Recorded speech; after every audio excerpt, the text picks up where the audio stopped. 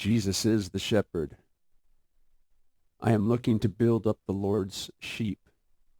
To help Jesus guide people through the door to heaven. At the start is St. John chapter 10, verse 1. You are reminded to be verily, verily. You need to be Amen, Amen, which means faithful, faithful.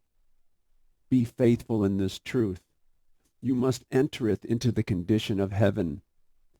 Anyone who does not listen to instruction is in absolute denial to his truth. Christ is expecting an affirmative answer, but hypocrites deny him the satisfaction. They have their own door. They are not the sheep. They are not as tame animals accustomed to grazing. They resist the sheepfold, that open country surrounded by walls with a roofless enclosure. Hypocrites resist his wall of protection. They climbeth up another way and are not Christian. They are working to ascend up to heaven without Christ. These spiritual leaders are known as a thief, false teachers who care nothing for instructing men in wisdom. They abuse the confidence of people, those congregants who trust them for their own gain.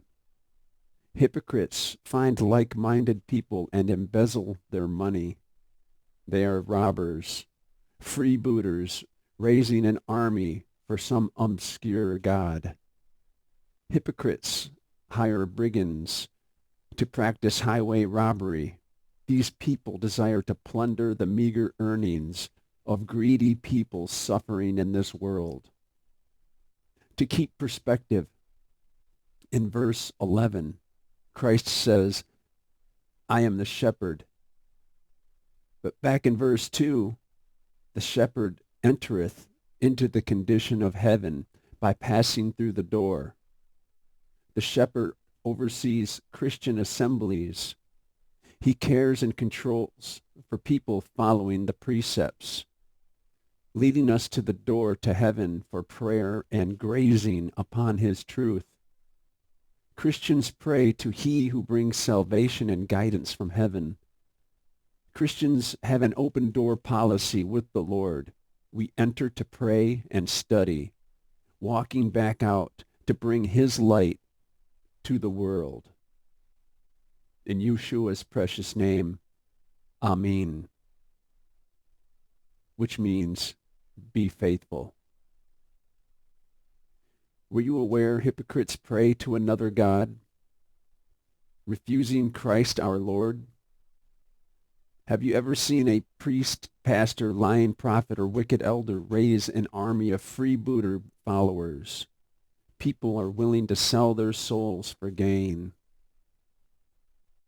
There's so many times I've seen on TV, or even today on the internet, people that do that, they're always begging for money. They need a new airplane. They need this great new house. They should be focusing on teaching people how to pray to God, how to become friends with God, how to pass through that door. And I hope I'm helping you into that doorway through Christ, because I'm not the one actually taking you there, but I'm introducing you, perhaps, and others, how to get through that door, to how to have prayers heard. I pray your prayers are heard. I pray that you are benefiting from this, and you are being beneficial towards others with each passing sermon. So if you would, please like, subscribe, and hit the notification bell, and leave a message.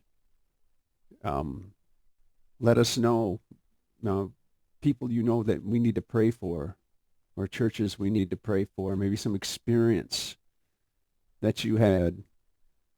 Thank you for your time.